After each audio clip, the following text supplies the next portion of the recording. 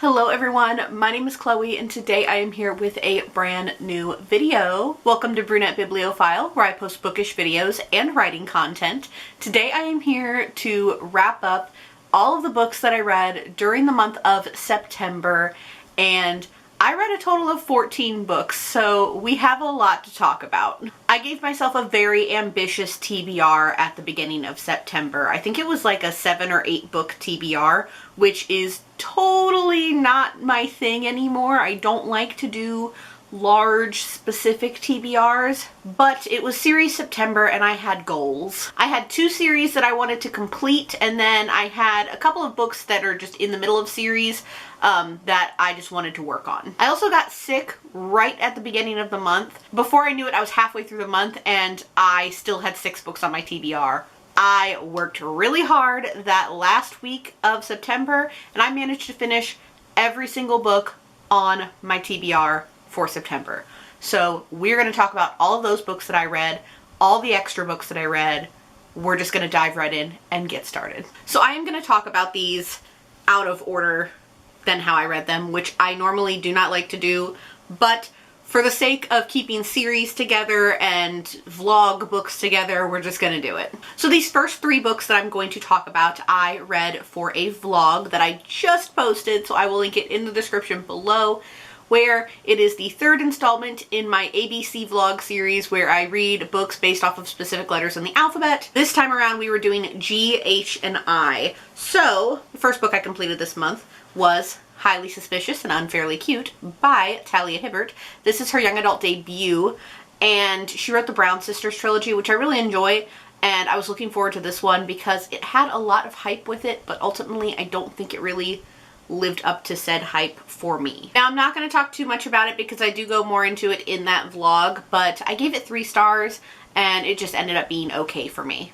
In that vlog, I also read I Kissed Shara Wheeler by Casey McQuiston. This is another author who writes adult, and this was her young adult debut. And I also had an audiobook of this book from the Libro FM ALC program, and I did write a full review for this book, so I will link that review in the description below as well. And this was another one that just didn't hit it for me, and I gave it 3 stars. So again, check out the vlog and the review down in the description below.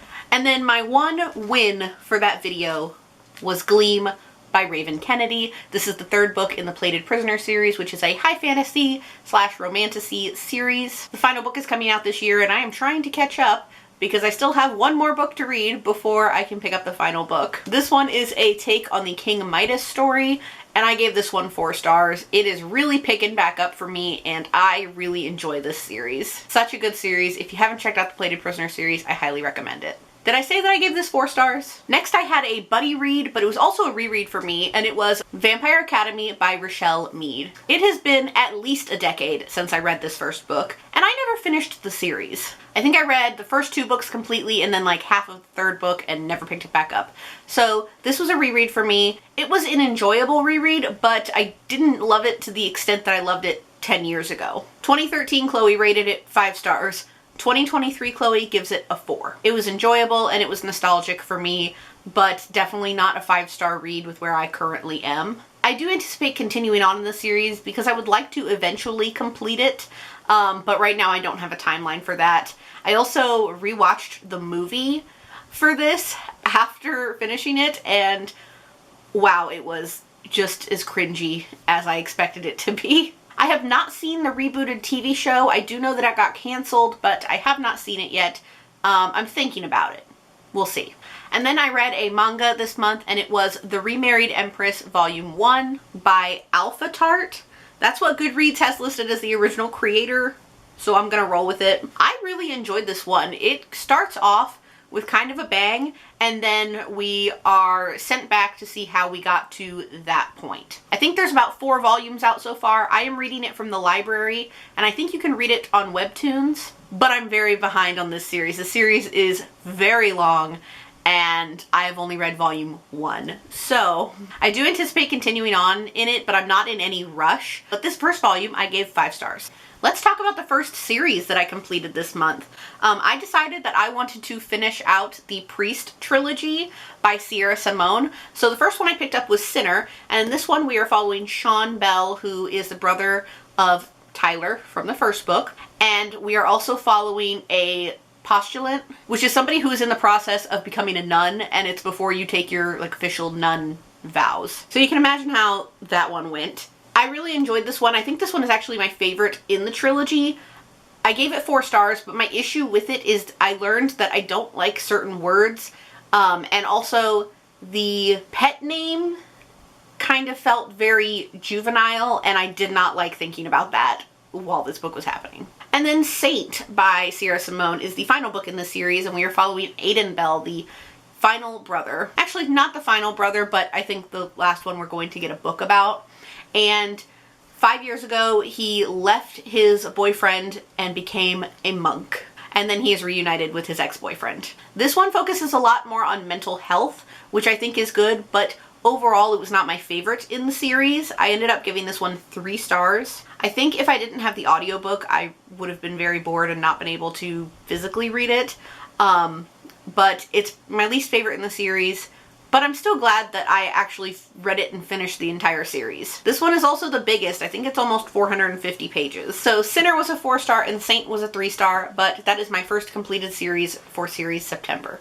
Let's talk about my book club read this month, which was The One by John Mars. If you guys remember in my September TBR, I was not looking forward to picking this one up. I am not a thriller person. This is a thriller. I went in with little to no expectations, but I was not looking forward to it. I gave this 4 stars. We already had our live show, so I will link it in the description below for you to check out and get more of my thoughts as well as Desiree and Kat's. But this one threw me for a loop. It threw all of us for a loop. And I am definitely intrigued on thrillers. I'm still not a thriller girly. I have had a couple of other thrillers recommended to me. This one was a wild ride. You follow 5 different characters alternating each chapter, and it's just absolutely crazy. It was like almost every single chapter ended on a cliffhanger. The only reason I ended up giving it 4 stars was because the beginning was a little bit slow for me, but once it picks up, oh my god, there's so much going on. Check out our live show discussion linked in the description below. And then let's also quickly talk about my book that I read for the Buzzword Challenge this month. This month was game-related words, and I read Twisted Games by Anna Huang. This is the 2nd book in the Twisted series, and we are following Bridget and Reese. I was very excited for this one because it is a princess and a bodyguard story, which I was totally here for. This is another romance book that's pretty thick though, like about 450 pages. And I really enjoyed this one. I only have 1 book left in this series. I have been reading them out of order because they are each standalones, and the author does say that you can read them on their own. So I'm kind of all over the place with this series, but I do only have 1 left. And I think overall I have enjoyed this series. Probably my top 2 are Twisted Love and Twisted Games, and then Twisted Hate is probably my last favorite one.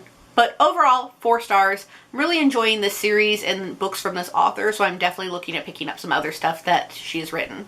And then everything else that we are going to talk about in this video was written by Katie Robert. So let's talk about that, because I read a ton of Katie Robert books from 3 different series. So let's talk about the series that I finished first, which was the Wicked Villains series. I only had these 3 books left, and I finally finished it. Okay, these were out of order, but the first one that I read was The Beast, which is The Beast, Gaston, and Belle, but they have different names it's like Gaetan and Isabella, or Isabel. The Sea Witch is Ursula, Eric, and Ariel, and then Queen Takes Rose is Maleficent and Aurora. Each of these books I enjoyed on their own, but something that I noticed with all 3 of these books is that they have a theme, and this theme kind of annoys me. In The Beast, Isabel has to spend 2 weeks with Gaetan and the Beast and make a decision at the end of the 2 weeks on who she chooses. In The Sea Witch, Ursa is trying to get her revenge on Triton through his daughter Zuriel and Alaric, and she wins Zuriel in an auction, a consent auction, and she has her for a week.